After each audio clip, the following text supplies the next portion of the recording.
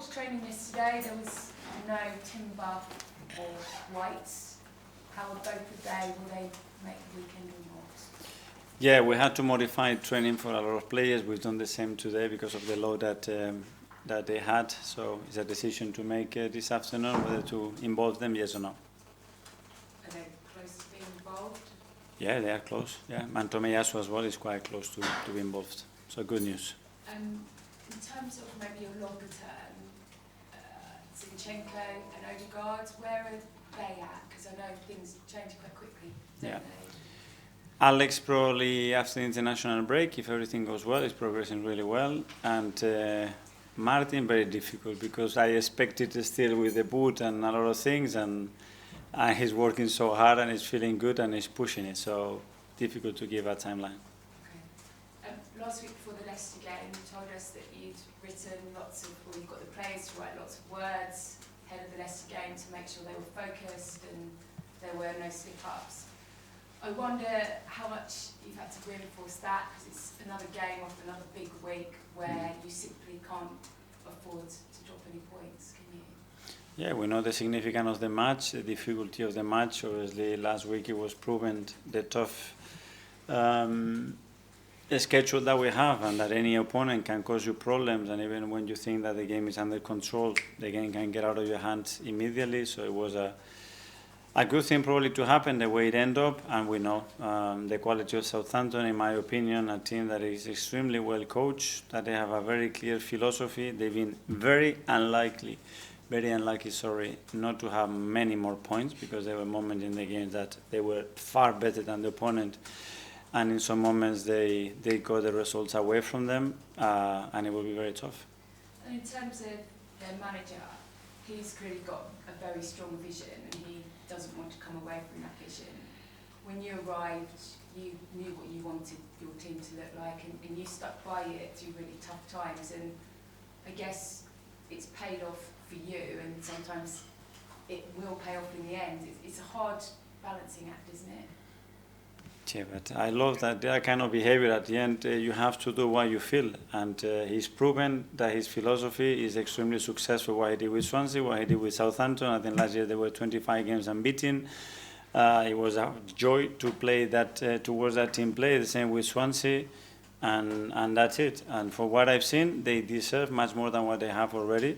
But this is the Premier League, and the small details are so important to get results. Just finally, Ramsdale is back.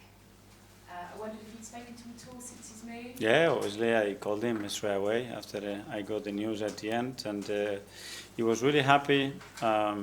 He's a player that we loved a lot, that very charismatic, that he really put his fingerprints here at the club in the way that he was, and yeah, it will be very good to see him. Vi from the Premier League. Yeah, good afternoon. I wanted to ask about the unbeaten run this season in all competitions and of course in the Premier League, because you are just one of two teams alongside City who remain unbeaten. I know you had some really good words to say about your side after the win over PSG as well.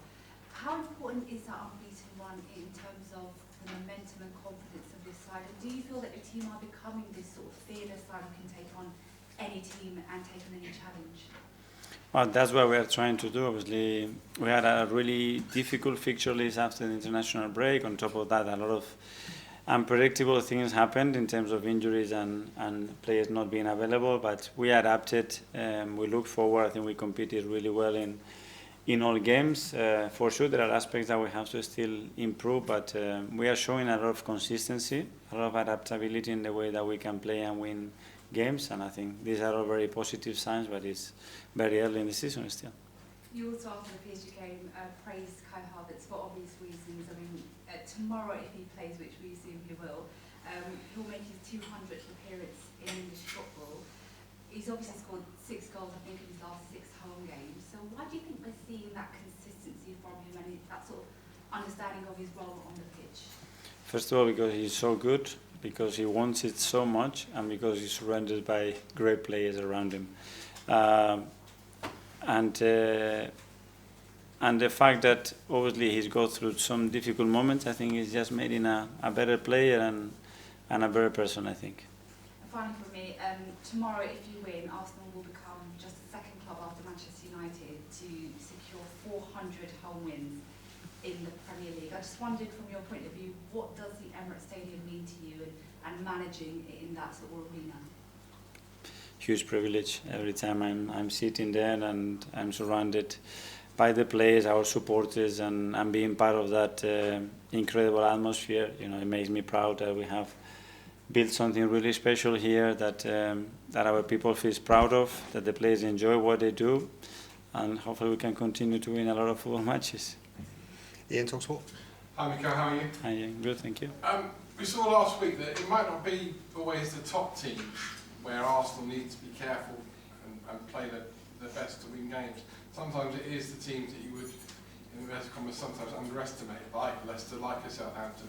So how much more important is your team talk before you go out tomorrow than if you were to go out against someone like Man City or Man United, where it's probably done for you? Well, I don't think it's very needed at this level, because we know the quality and the opposition that we face every week in the Premier League, and they have seen in the last 2 days what they do, what we have to do against them to earn the right to play, and they are very aware that it's going to be a really tough match. You mentioned Russell Martin's philosophy. Can it be also the downfall of a manager not to be able to adapt? I mean, you've certainly adapted. I think Arsenal don't play just one style of football, one philosophy of football. I don't know, every manager had a choice to do that. What I can tell you that the results that he's proven are there. It's clear, very clear identity, very clear way of playing, and very successful. So it's up to the manager. What I can say, watching it, analysing it, that they are really good and that he's really good. Last one from me. You're unbeaten, City are unbeaten, Liverpool are top. Is it already too early, or is it all right to say this is just a 3-race title? Super early. I think for me, we just started it. You can feel already the tension in every match, the importance of every match. Well, we are just in early October, so imagine. George, BBC. Mikel, look, just to go back to Aaron Ramsdale, he had such a bond with the supporters. It was very impressive for you that season you signed him. Just as a manager, how hard is it to let someone go when you've decided it's time to move on? Yeah, it is, first of all, because I was very grateful for what he did. You know, when we signed him, obviously, there was a lot of noise around him. We helped him to create the environment that he needed, because we believed in his potential. He showed it. He won the respect, admiration of all of us. And then the circumstances changed, because this is elite sport and can happen. And then it was difficult to deal with that situation in a natural way. And we decided to part ways, and hopefully he's grateful as well.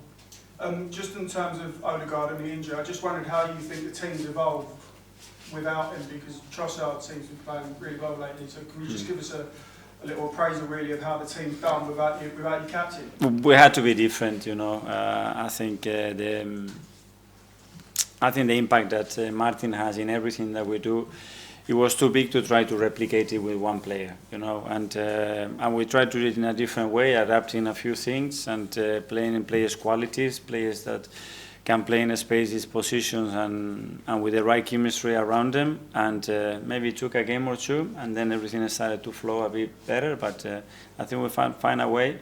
But we still miss him a lot, because he's one of the most important players for us. And just on this unbeaten run you're on, 15 games now, just what have you made of Saliba and Gabriel and their partnership? Because it just keeps getting stronger and stronger, it seems, every week. Yeah, obviously they are incredibly important for us, but I think the team has built that consistency and that capacity to win matches, because the 11 players are so committed in every phase of play, and they have this hunger and desire to compete for every ball. Thank you. Stephen. Hi. Everyone's talking about this brilliant unbeaten run, brilliant run of form that you're on. But you know, Leicester showed last weekend these games aren't always straightforward. Does that say how big of a test it is against Southampton? Yeah, every 3 days we have an unbelievable test. 3 days ago it was Paris.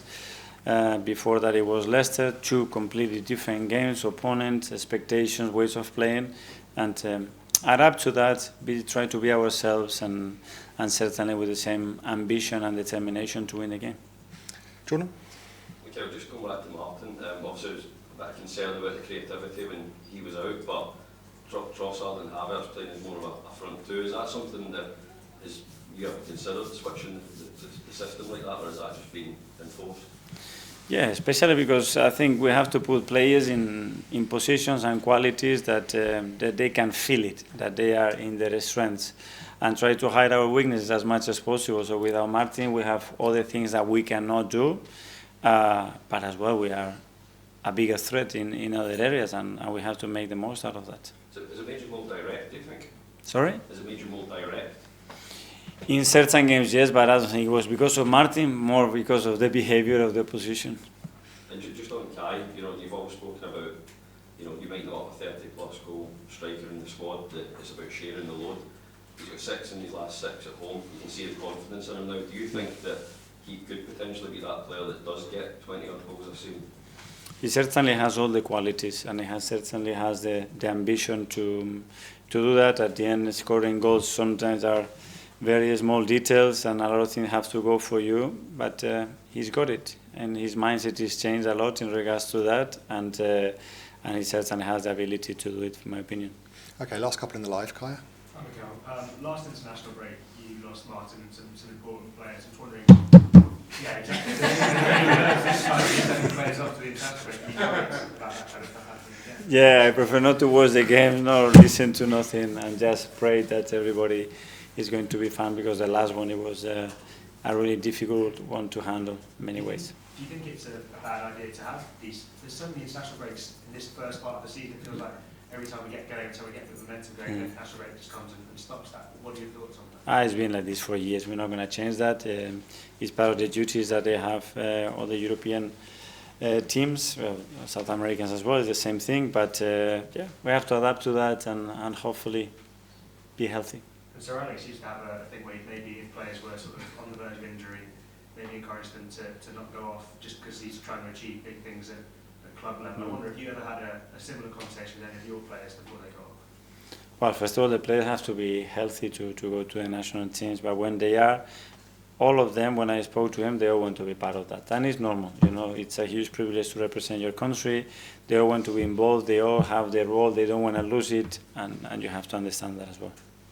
Charles? I just wanted to ask about Thomas. He started every single game this season, including 2 for Ghana during the international break. He finished last season and started 5 in a row. After such a difficult time for him injury-wise last season, for the majority of it, how pleasing is it to see him fit, healthy, and available all the time right now? It must be a real boost. Yeah, it's very important. He's a massive player for us. He's shown that week in, week out. He's started the season really well, really fit. The way he came back already post-holidays, he was probably in the best condition that he's been. So that was really helpful as well. And now he needs to continue to do that. We have managed certain minutes of him in the right way, and the team is doing that. And then he's doing everything he can as well to be in the best physical condition. I thought Tuesday was arguably his best performance this season on the ball, but off it as well. He just looked very, very fit, very strong. I mean, do you think we're now seeing him back towards his best? Because I think there was a little thought that maybe we wouldn't see him back to that sort of level again because of the injury issues. It's about consistency, and obviously when you change certain habits and you want more consistency, things that doesn't happen overnight. And if in 2-3 weeks doesn't happen, you throw the towel, you're going to waste the next 2-3 years of your career.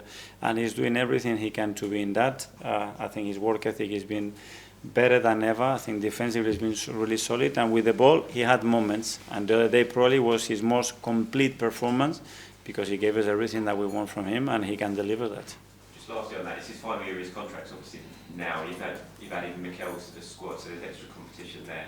Now, is there a case of him always kind of playing for his future now at the club over the next 12 months or so? No, we're playing to find our best version and to be the most competitive team that we can be and try to win every single game.